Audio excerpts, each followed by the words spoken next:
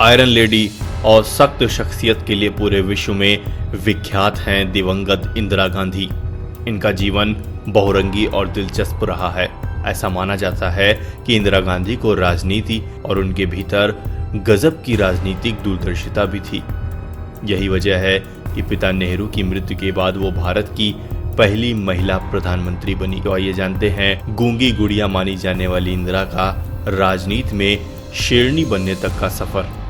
पंडित जवाहरलाल नेहरू और श्रीमती कमला नेहरू की पुत्री इंदिरा गांधी का जन्म देश के आर्थिक एवं बौद्धिक रूप से समृद्ध परिवार में 19 नवंबर 1917 को इलाहाबाद में हुआ था।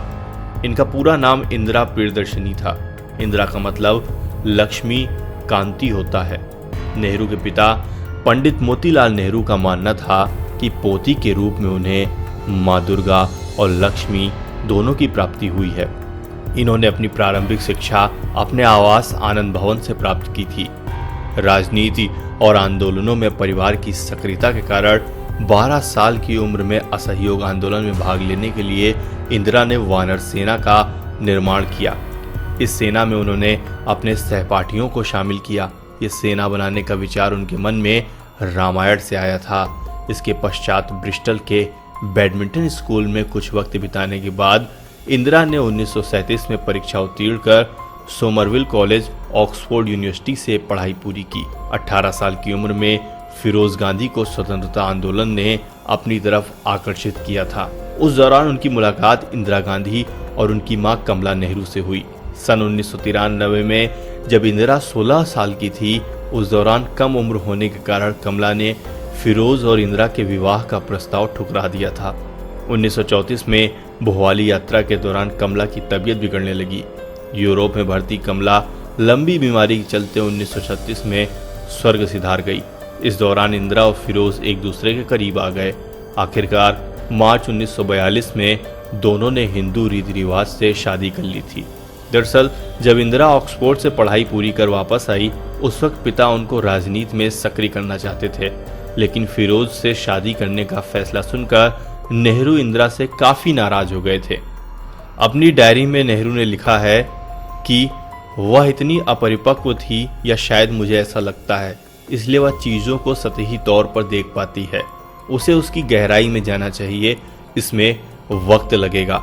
मेरा ख्याल है कि उस पर दबाव ज्यादा नहीं है, वरना झटके लग सकते हैं। ऐसा कहा जाता है कि नेहरू इंदिरा और फिरोज के रिश्ते से कभी खुश नहीं थे। शादी के बाद जब इंदिरा राजनीति में सक्रिय होने लगी और पिता की सहायक की भूमिका में आई, तो उनका वैवाहिक जीवन कमजोर पड़ने लगा। सितंबर 1958 में इंदिरा पिता के साथ भूटान दौरे पर गई। उसी दौरान 20 सफर में उन्हें संदेश मिला कि फिरोज को दिल का दौरा पड़ा है। जब तक इंदिरा लौटी, फिरोज खतरे से बाहर हो गए थे। इस दौरान दोनों की पुरानी यादें सजीव हो उठी। दोनों बेटों के साथ वह 1 महीने की छुट्टी पर भी गए, लेकिन वापस दिल्ली आते ही ये करीबी फिर दूरी में तब्दील हो गई।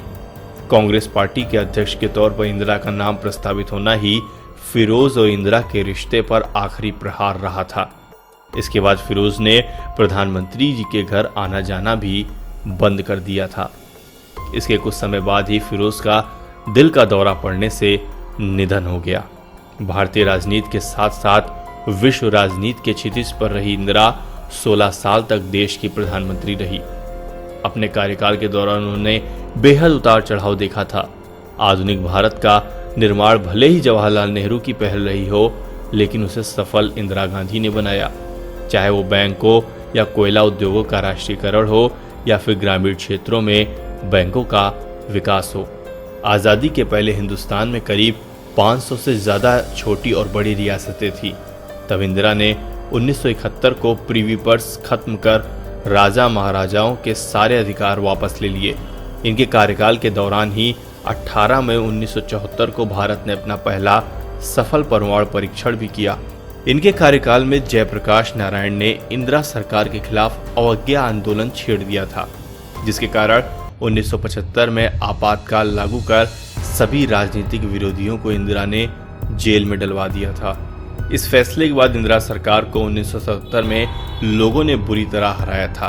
ऑपरेशन ब्लू स्टार, सिख दंगे जैसे कई मुद्दों पर इंदिरा को भारी विरोध प्रदर्शन और आलोचनाएं झेलनी पड़ी। इंदिरा ने अपनी हत्या के एक दिन पहले उड़ीसा में अपना आखिरी भाषण देते हुए कहा था, मैं आज जीवित हूँ, शायद कल संसार में नहीं रहूंगी, फिर भी मैं अपनी आखिरी सांस तक देश की सेवा करती रहूंगी और जब मैं मरूंगी मेरे खून की एक एक बूंद भारत को शक्ति देगी और अखंड भारत को जीवित रखेगी। दरअसल 1984 में हथियारों से लैस सिख अलगाववादियों ने अमृतसर के स्वर्ण मंदिर में शरण ले ली थी। विवश होकर उन्हें मंदिर के अंदर सेना भेजनी पड़ी। सिखों के धार्मिक स्थल पर क्षति पहुंचाने के कारण प्रधानमंत्री आवास में इंदिरा की सुरक्षा में तैनात 2 सुरक्षा कर्मियों जसवंत सिंह और बेअंत सिंह ने उन्हें गोली मार दी थी। आज देश और विदेश में इंदिरा के नाम से कई इमारतें, सड़कें, पुल, परियोजनाओं और पुरस्कारों के नाम जुड़े हैं। इंदिरा की राजनीतिक विरासत को पहले उनके बड़े पुत्र राजीव गांधी ने आगे बढ़ाया और अब सोनिया गांधी और राहुल गांधी इससे जुड़े हैं। Report video desk news टेक.com।